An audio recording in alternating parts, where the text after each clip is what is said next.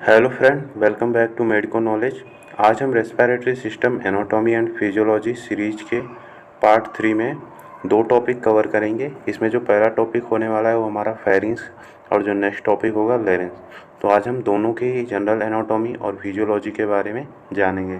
तो चलिए वीडियो को स्टार्ट करते हैं।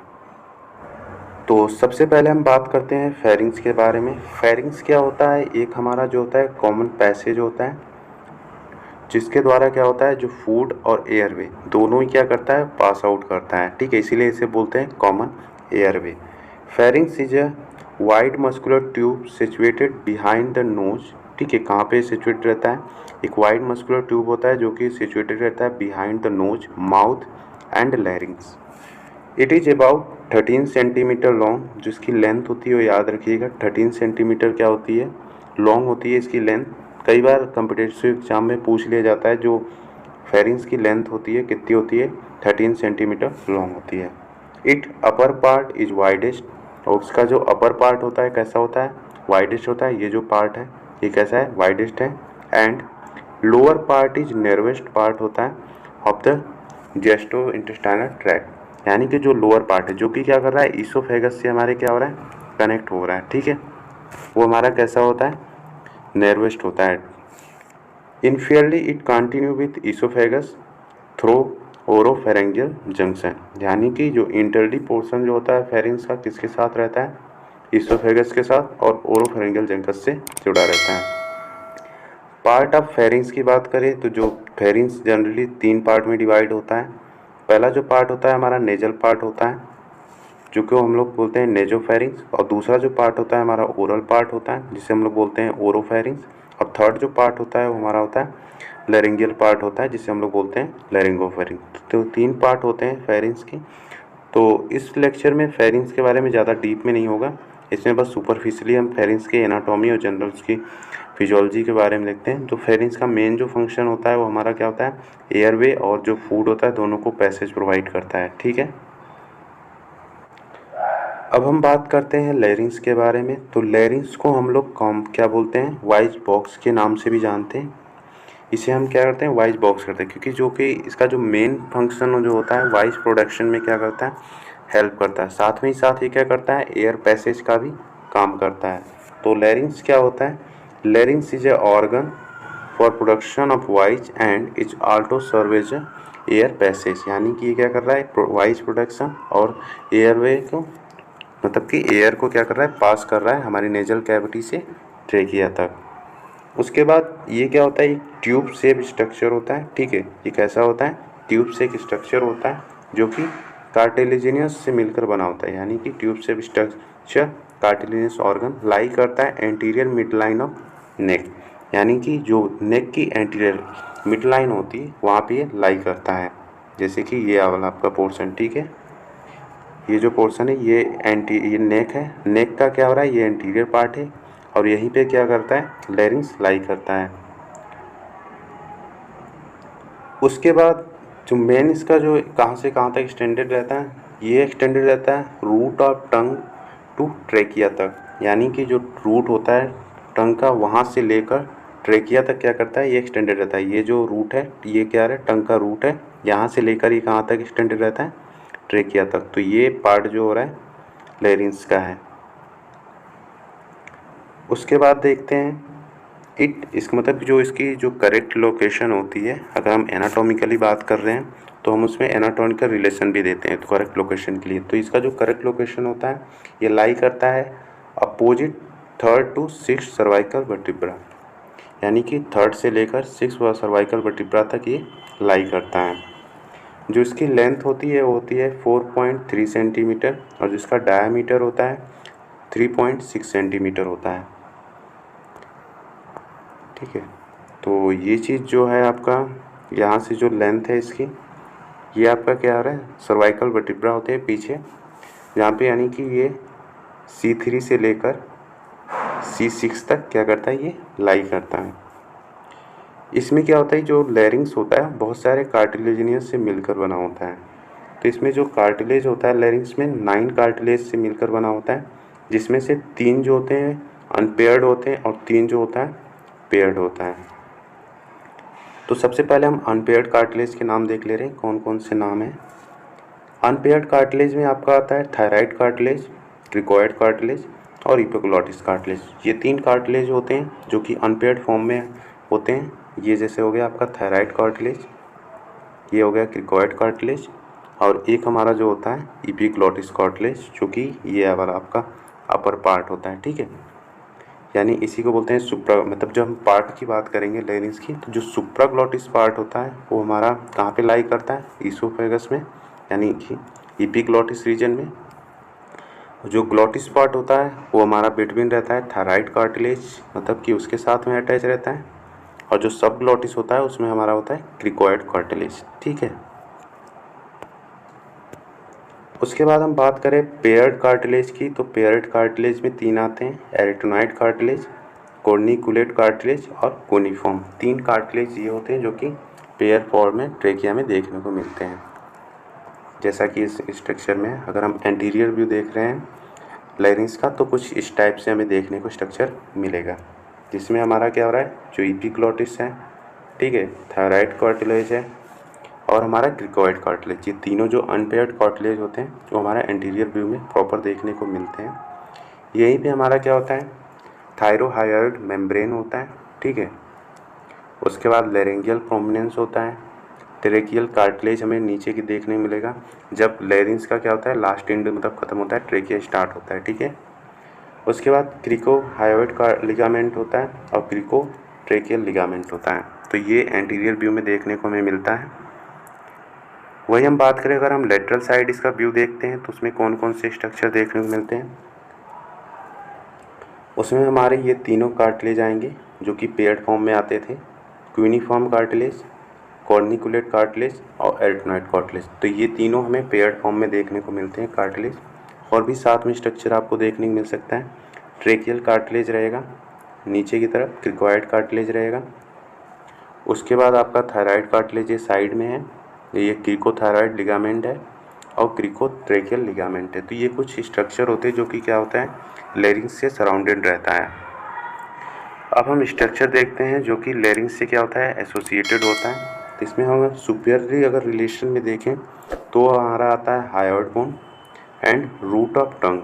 ठीक है, हायोइड बोन आते हैं और रूट ऑफ टंग आता है, जहाँ से क्या होता है, लेरिंग्स स्टार्ट होता है। ठीक है, ऊपर की तरफ हम जो बोलते हैं। उसके बाद इन्फीरियरली अगर हम बात करें तो हमारा उसमें ट्रिया आएगा, नीचे की तरफ जो होता है पोर्शन। उसके बाद लेटरली बात करें तो हमारा लोब ऑफ थायराइड आएगा, मतलब कि साइड बाई जब हम बात करते हैं तो उसमें हमारा क्या होता है, थायराइड के लोब आते हैं। ठीक है, उसके बाद एंटीरियरली अगर आगे की तरफ देखें तो जो ट्रेकिया होता है खुद ही मतलब कि क्या होता है, एक ऑर्गन होता है जो कि बहुत आगे रहता है। तो इसके आगे कोई भी ऑर्गन नहीं होता, मसल्स वगैरह होती हैं जो कि क्या करती हैं, ट्रेकिया को क्या करती हैं, लेरिंग्स को अटैच रखने में हेल्प रखती हैं। उसके बाद पोस्टीरियरली अगर व्यू देखें तो लेरिंगोफेरिंग्स और C3 से लेकर C6 वर्टिब्रा आते हैं। जो हमारा वर्टिब्रा होता है क्या पीछे की तरफ होता है, बिहाइंड, जो कि C3 से लेकर C6 तक क्या होता है, कवर रहता है। तो इसको क्या करता है, सराउंडिंग प्रोवाइड करता है। तो ये कुछ स्ट्रक्चर थे जो कि लेरिंग से एसोसिएटेड रहते हैं। उसके बाद हम पार्ट के बारे में बात करें तो जो लेरिंग्स के 3 पार्ट में डिवाइड किया गया है। पहला जो हमारा पार्ट था सुप्राग्लॉटिक पार्ट था, जो कि क्या करता था, लाई करता था above vocal cord that contain epiglottis cartilage, यानी कि जो वोकल कॉर्ड होता है उसके एबव क्या होता है, लाई करता है हमारा सुप्राग्लॉटिक रीजन। ग्लॉटिस रीजन जो होता है हमारा कहाँ पे होता है, एरिया वोकल कॉर्ड, और जो यहाँ पे यहीं पे क्या होता है, थायराइड कार्टिलेज भी होता है। ठीक है, उसके बाद सब ग्लॉटिक आता है पार्ट, जो कि part between vocal cord that contain cricoid cartilage. ये पार्ट कहाँ पे होता है, वोकल कॉर्ड, मतलब कि ये वोकल कॉर्ड के नीचे वाला हिस्सा जो होता है वो बोलता है हमारा सब ग्लॉटिस एरिया। ठीक है, अब हम बात करते हैं वोकल कॉर्ड या फिर वोकल फोल्ड के बारे में। तो जो मेन वॉइस प्रोडक्शन जो होता है वो हमारा यहीं से होता है, वोकल कॉर्ड या वोकल फोल्ड के द्वारा ही क्या होता है, वॉइस का हमारा प्रोडक्शन होता है। और ये वोकल कॉर्ड क्या करता है, एयर्स के पैसेज में भी हेल्प करता है। तो वोकल कॉर्ड क्या होता है, 2 base shape pearly white fold of mucous membrane. ये कैसा होता है, बेस शेप होता है। ठीक है, 2 होते हैं, ये जो दिख रहा है ठीक है, नंबर में 2 होते हैं। पीयरली वाइट फोल्ड होता है, म्यूकस मेम्ब्रेन से बना होता है।